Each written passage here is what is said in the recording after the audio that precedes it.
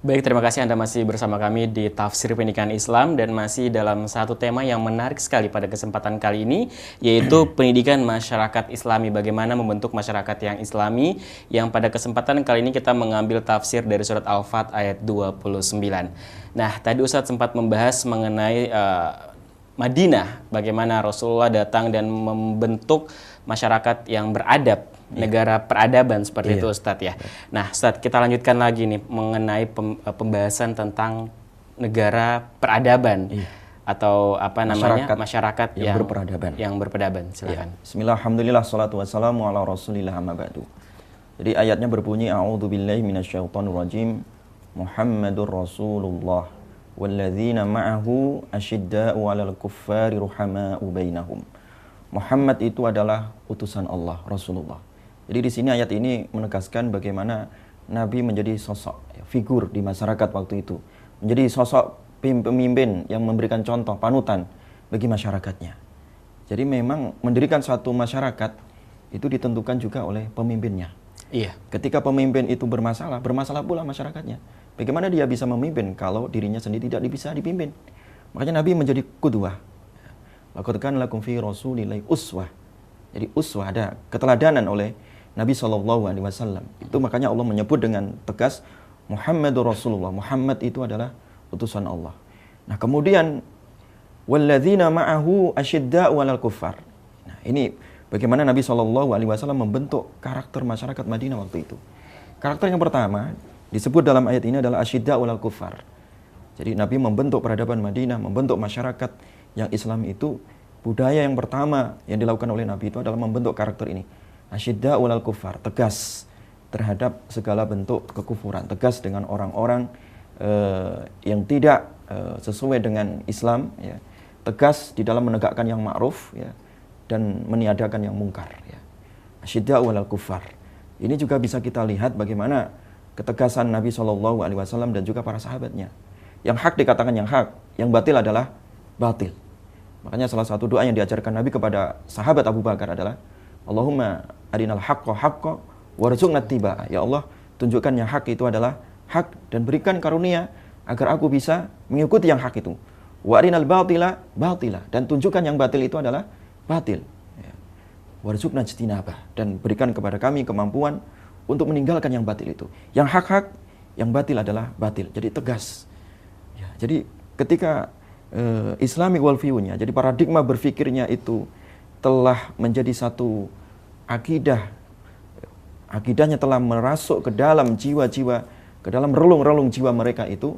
Tentu mereka itu akan melihat jelas mana yang hak, mana yang batil. Sehingga tidak terjadi percampuran, tidak terjadi syubhat.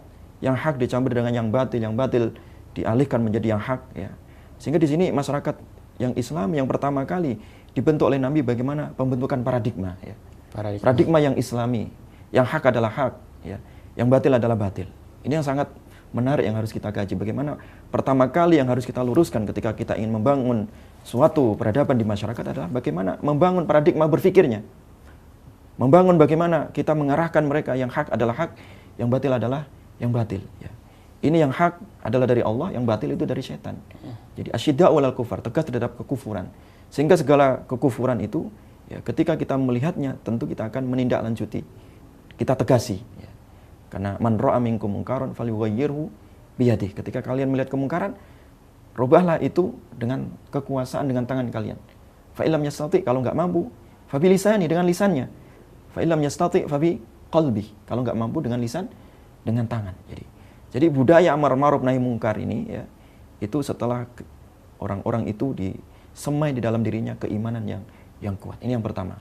Yang kedua, budaya yang dibangun oleh Nabi SAW di dalam membentuk masyarakat yang Islam itu adalah ruhama'u bainahum, budaya loyalitas, loyal. Ruhama, ya, ta'atuf, ya. Jadi saling menyayangi, ya, pro terhadap umat Islam, ya, terhadap kebenaran. Terhadap kebenaran. Itu namanya loyal. Ya, jadi budaya loyalitas itu dibangun oleh Nabi SAW.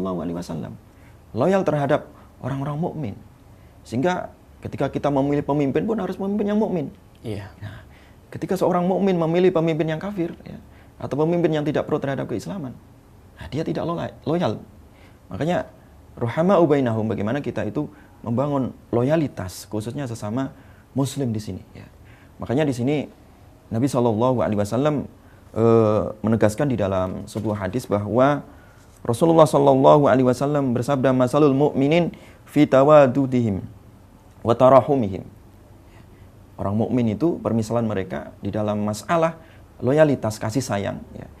Saling mencintai di antara mereka, membina ukhuwah di antara mereka itu kama salil jasad, seperti satu tubuh al-wahid yang satu. Jadi seperti tubuh, seperti bangunan yang satu, ketika idashtaka minhu udhun tada'ilahu sairul jasad. Ketika ada anggota badan kita yang sakit, gigi kita sakit misalkan, seluruh badan ikut merasakan itu sakit. Jadi saling merasa. Ketika kita merasa enak, kita pun enak dengan orang lain, dengan sesama muslim. Ketika mereka sedih, kita pun ikut sedih. Jadi seperti satu anggota, utuh dalam satu kesatuan. Ukhuwah, bina ukhuwah, ya, kebersamaan ya, di dalam yang ma'ruf. Jadi itu yang dibangun oleh Nabi SAW, budaya ruhama'u bainahum, saling mencintai di antara mereka. Bahkan di dalam hadis yang lain diriwayatkan oleh Imam Abu Hurairah bahwa sahabat Abu Hurairah itu meriwayatkan satu hadis, Nabi SAW pernah kedatangan seorang tamu ya. Seorang tamu yang belum makan, seorang tamu yang membutuhkan hidangan malam itu. Maka Nabi SAW mengatakan, man yudhifu hadha, siapakah yang akan menjamu orang ini, katanya. Karena Nabi melihat di rumahnya tidak ada makanan pula. Maka Nabi menyerahkan, man yudhifu hadha, siapa yang akan menjamu tamu saya ini. Maka datanglah seorang sahabat Ansor segera mengatakan, ya Rasulullah, saya akan menjamu. Dia seorang muslim, saya akan menjamu ya. Ketika itu ya, dia pulang, padahal dia juga tidak tahu di rumah ada makan atau tidak. Nah, ketika dijumpa di rumah, dia tanya kepada istrinya menjawab, adakah makan? Suaminya bertanya, adakah makan wahai istriku? Maka istrinya menjawab, ma indana illa qutus sibyan. Tidak ada wahai ayah, kecuali makanan jatah untuk anak kita malam ini ya. Kita pun tidak dapat. Nah, apa yang dikatakan oleh sahabat ini ya, tidurkan anak-anak ya, matikan lampu ya, jatah satu piring tadi itu sediakan ke tamu, dan untuk saya sediakan satu piring yang kosong. Masya Allah, bayangkan luar biasa. Bagaimana budaya empati, budaya loyalitas tadi, mendahulukan saudaranya. Walaupun dia lapar, yang penting saudaranya kenyang. Jangan dibalik. Yang penting saya kenyang, biarkan orang lain lapar. Itu yang sekarang masyarakat hedonis seperti itu yang terjadi. Nah, makanya Nabi merubah itu. Budaya egois diganti menjadi budaya empati. Bagaimana saling mendahulukan antara orang lain, sesama muslim. Wa yu'thiruna ala anfusihim walau kana bihim khassasah. Jadi mereka itu mendahulukan orang lain walaupun sebenarnya dirinya itu dalam kondisi butuh, dalam kondisi terjepit. Makanya budaya loyalitas ini ketika ada pada satu masyarakat, subhanallah, betapa kuat itu masyarakat. Betapa sulit musuh untuk mengacak-acak. Masyarakat yang barisannya kokoh, masyarakat yang utuh, masyarakat yang bersatu, yang tidak terpecah-pecah, dibangun di atas loyalitas ya. Baik. Ka'annam bunyanun marsus ya. Bunyan marsus ya, seperti satu bangunan yang kokoh. Itulah umat Islam. Kita tahan dulu Ustadz. Emang kalau berbicara mengenai budaya peradaban, merubah dari yang egois menjadi empati, ini panjang sekali sebenarnya. Nah, nanti akan kita lanjutkan lagi. Untuk itu jangan kemana-mana, tetap di Tafsir Pendidikan Islam Umat TV.